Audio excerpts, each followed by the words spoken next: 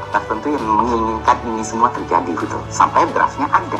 Masalahnya siapa yang menginginkan ini terjadi? Tentu kita semua berpikir ini ada. Ini Ferry Irwandi sedang membahas RUU TNI ya. Jadi menurut dia ada pihak yang menginginkan ini terjadi gitu. Kehendak dari presiden atau pimpinan tertinggi Republik ini, yaitu Pak Prabowo Subianto. Tapi bukan berarti kemungkinan yang ada cuma itu doang. Kita nggak bisa menegasikan atau menafikan kemungkinan lain, teman-teman. Siapa tahu skenarionya lebih kompleks dari itu. Mungkin presiden memang pengen itu keluar, pengen RUU itu diperbaharui, tapi yang dia inginkan bukan hal-hal yang diprotes masyarakat. Bisa tahu loh, siapa tahu loh. Heboh, baru-baru ini ada seorang influencer bernama Ferry Irwandi yang baru saja mengunggah sebuah video di kanal YouTube-nya dengan judul "Saya Baik-Baik Saja". Judulnya "Saya Baik-Baik Saja", tapi netizen justru penasaran. Kok judulnya mencurigakan? Nah, setelah netizen ini mencoba untuk nonton videonya Ferry Irwandi ini, mereka malah tebal kecurigaannya. Netizen mengamati ada yang aneh dari video Ferry. Coba kita tonton video yang menurut netizen itu aneh ya. Coba kita tonton bareng-bareng. Semua ruang digital itu kan punya potensi yang tidak pernah kita sangka dan tidak akan pernah kita duga gitu.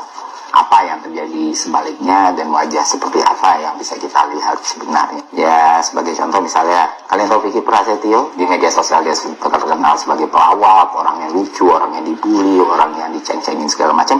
Tapi siapa yang menyangka di kehidupan aslinya dia seorang penyanyi metal yang luar biasa gitu. Dengan band namanya, lupa gue lagi.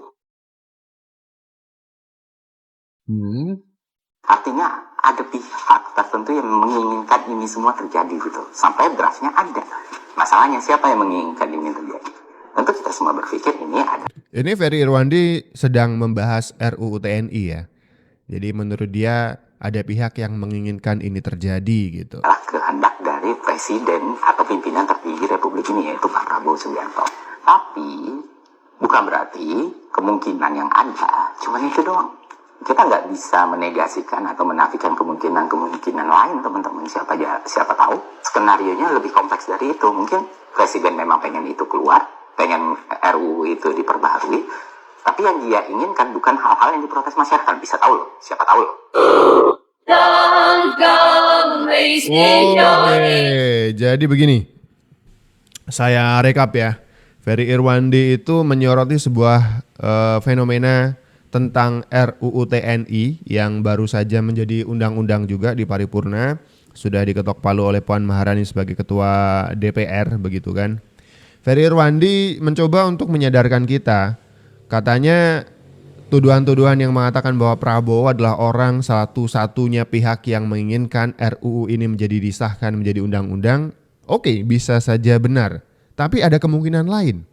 Ada kemungkinan di mana bukan Prabowo saja atau bukan Prabowo yang menginginkan ini semuanya menjadi kenyataan. Begitu kata Ferry.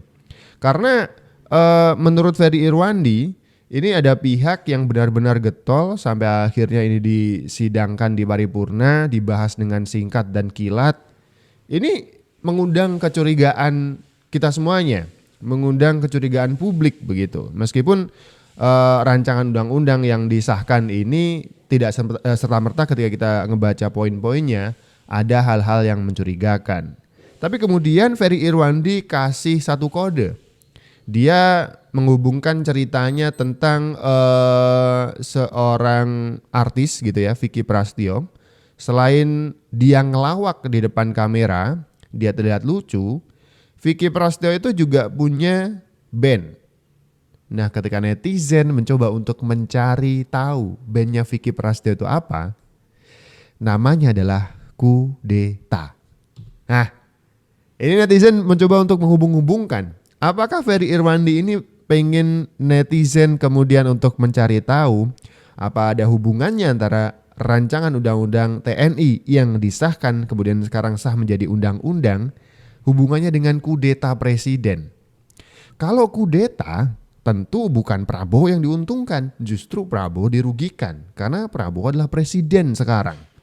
Gak mungkin dong dia mengkudeta dirinya sendiri.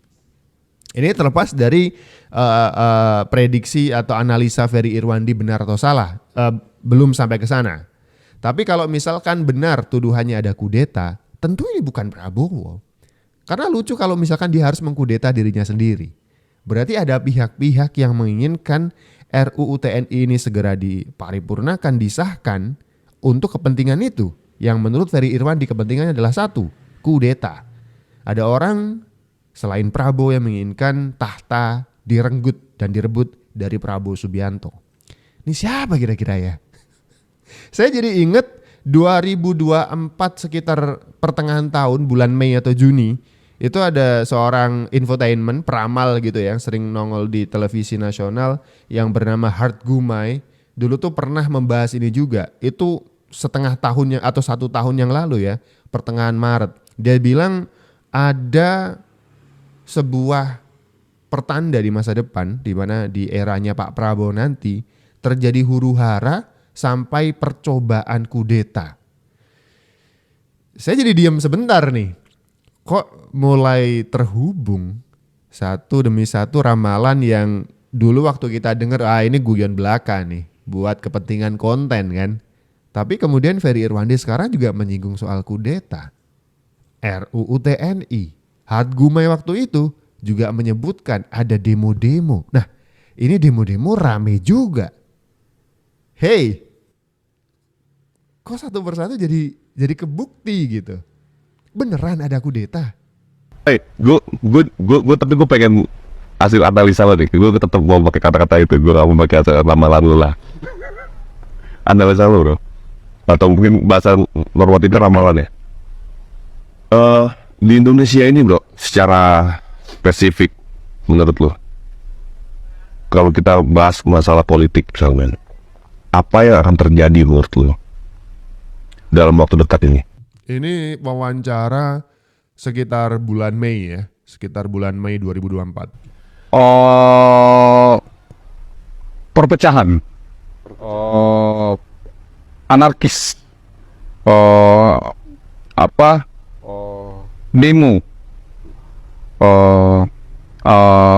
provokasi.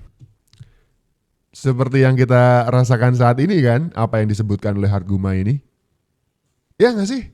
Demo, anarkis, apalagi tadi? Perpecahan. Ada 2 kubu, ada pro RUU TNI, ada yang kontra UU TNI. Jadi yang terjadi itu ada orang yang masih nggak logowo, nggak terima atas kemenangan terpilihnya Bapak Prabowo Subianto. Ini kok mengerucut ke satu pihak. Kata Hart Gumai, ada orang yang masih tidak legowo dengan kemenangan Bapak Prabowo Subianto. Oke, jadi ini difilter ya, semakin mengerucut ke kubu-kubu kalah pilpres berarti. Dan Mas Gibran itu masih nggak terima. Jadi masih ada sosok yang nggak terima, memprovokasi, jadi provokator, yang demo, melakukan hal-hal anarkis. Walaupun tapi ini cukup besar nih, terjadinya cukup besar dibanding 2019. Cukup besar, ini lebih besar. Besar. Jadi ini jadi catatan penting menurut gue untuk pemerintah kita, terutama untuk Bapak Prabowo. Hati-hati. Walaupun gue mau sampein juga buat sosok yang memprovokator ini ya percuma gitu. Percuma, yang ada ini akan ngerugiin diri dia sendiri gitu. Atas ketidakterimaan dia atas kemenangan Bapak Prabowo Subianto. Yang hubungan politik ya. Terus ada juga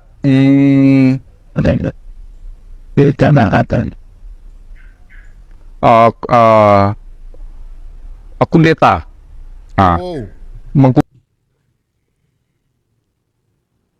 Hart Gumai menyebut dengan spesifik akan ada kudeta. Agak sedikit ini ya. Serius ini. Kudeta. Percobaan kudeta. Ya. Berarti dari militer. Merembut posisi. Oke. Merembut posisi. Presiden. Wow. kudeta. Akan ada kudeta presiden. Ya, dia mencoba. Ada orang yang mau mencoba untuk mengkudeta. Walaupun ujung-ujungnya nggak berhasil. Tapi dia sudah merencanakan itu, sudah memikirkan itu, dan nanti dilakukan sama dia. Bukan di tahun ini, di tahun depan. Belum di tahun ini. Tahun ini udah mau habis nih, ini udah Mei. Udah mau Desember. Tahun depan diserang sama dia, dilancarkan sama dia, dijalanin sama dia. Mengkudeta. Jadi dia mulai mengasup sana, mengasup sini, ngajak sana, ngajak sini. Dia ngerangkul sana, ngerangkul sini, ngasup sana, ngasup sini. Nanti itu terjadi. tapi tidak berhasil. Oke, tapi bisa diatasi ya. Bisa diatasi. Oke. Oke. Itu kan cuman soal infotainment, mana bisa kita percaya informasinya. Oke. Ini cuman soal peramal yang meramalkan masa depan. Bulan Mei 2024 dia bicara. Tapi kerasa gak sih satu persatu tuh kayak kerasa sekarang? Perpecahan, demo, anarkisme, kudeta. Dan bukan cuman dia yang bilang, itu dia bilang di Mei 2024. Maret 2025 ada seorang influencer juga yang namanya Ferry Irwandi yang biasanya kritis kepada pemerintah justru mengatakan ada yang tidak suka dengan Pak Prabowo dengan menyerang beliau dengan tuduhan menjadi inisiator RUU TNI yang sebenarnya kita tidak harus berpikir seperti itu. Ada pihak lain yang memungkinkan untuk melakukan kudeta. Karena kalau kudeta berarti kita mikirnya bukan Pak Prabowo dong. Masa beliau mengkudeta dirinya sendiri? Kok satu persatu terbukti gitu ya? Serba-serbi RUU TNI, makzulkan Prabowo dan Gibran. Padahal kalau kita perhatikan dari pasal-pasalnya itu tidak ada ya guys yang melenceng dari tupoksi militer seperti itu. Ya sebenarnya kalau memang pengen memakzulkan Prabowo Gibran, kenapa sih harus muter-muter dulu kayak angin? Kenapa sih harus demo-demo dulu? Kenapa nggak langsung mengadakan pemakzulan atau demo untuk memakzulkan Prabowo Gibran gitu? Nah, jadi setelah Prabowo Gibran makzul gitu kan bisa naikin jagoannya. Kira-kira siapa nih? Mau naikin Anies atau Ganjar? Kan menjadi percuma. RUU TNI ini demo-demo RUU TNI toh ujung-ujungnya mereka mau itu cuma makzulkan Prabowo dan Gibran. Oke. Coba teman-teman buka aplikasi X apa bener nih yang diunggah satu hari yang lalu sekitar tanggal 27-28 dari akun TikTok @ririn_destiutami1. Ririn Destiutami ini bikin sebuah konten, dia mengcapture trending topik di Twitter Indonesia. Hashtagnya makzulkan Prabowo Gibran. Bener gak sih? Karena menurut Ririn Destiutami ini, ini jadi ketahuan semuanya. Ternyata di balik demo-demo RUU TNI ternyata ada orang yang sebenarnya pengen memakzulkan Prabowo Gibran. Di mana demo RUU TNI dan memakzulkan Prabowo Gibran ini dua hal yang berbeda. Ternyata intinya mereka-mereka ini pengen memakzulkan Prabowo Gibran yang masih di masa pemerintahan awal, baru 5 bulan memimpin Indonesia. Sudah pengen saja dimakzulkan, dilengserkan. Ini ada loh di Twitter, trending in Indonesia, #makzulkan Prabowo Gibran. Berarti bener ini.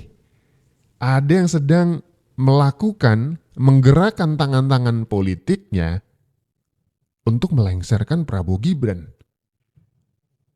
Lihat nih, ternyata mau ada Indonesia Gelap jilid 2. Ya Allah, puasa gue. Jadi guys, katanya Indonesia Gelap jilid 2 ini para mahasiswa tuntutannya bergeser dari yang tadinya mengkritik pemerintahan Prabowo sekarang jadi mau melengsarkan presiden dan wakil presiden. Oke, disclaimer dulu ya, gue sebenarnya mendukung mahasiswa yang demo buat kritik atau bersuara. Tapi kalau tujuan demo mahasiswa kalian buat melengsarkan presiden sekarang itu namanya komedi. Kenapa kalian sekarang nggak demo soal pengesahan UU perampasan aset? Soalnya kan sekarang koruptor lagi banyak ditangkepin sama pemerintah. Jadi pas waktunya banyak koruptor yang sekarang lagi ditangkep. Kalau UU itu sah, jadi beneran bisa buat miskin para koruptor. Ini lo malah demo buat melengsarkan presiden. Jelas-jelas presiden sekarang itu lagi ngebuka kasus sama nangkepin koruptor. Jadi kesannya demo kalian ini malah kayak ngebelain dan dukung para koruptor. Menarik. Tempo merilis sebuah halaman utama gitu ya. Dengan tajuk atau judul, ini sekitar awal-awal Maret ini. yang diunggah di akun TikTok @andrea_yudias ya. Di situ Tempo menuliskan ada sebuah gerakan Indonesia Gelap atau demo Indonesia Gelap Jilid 2. Di mana di situ diulas juga di demo rencananya nanti nggak lagi ngebahas tentang apa-apa isu yang lain, tapi fokus kepada meminta Prabowo Gibran lengser. Beneran ini? Ini berita baru loh, Maret ini. Ada rencana melancarkan demo Indonesia Gelap Jilid 2 di mana tuntutan utamanya adalah lengserkan Prabowo Gibran. Hati-hati teman-teman semuanya, jangan mudah terprovokasi. Kita tetap harus kritis kepada pemerintah, tapi kalau ada pihak-pihak yang pengen nyetir, menunggangi kemarahan massa, atau menyebabkan huru-hara cuma untuk kepentingan mereka pribadi, kita harus lawan. Jangan sampai terprovokasi ya.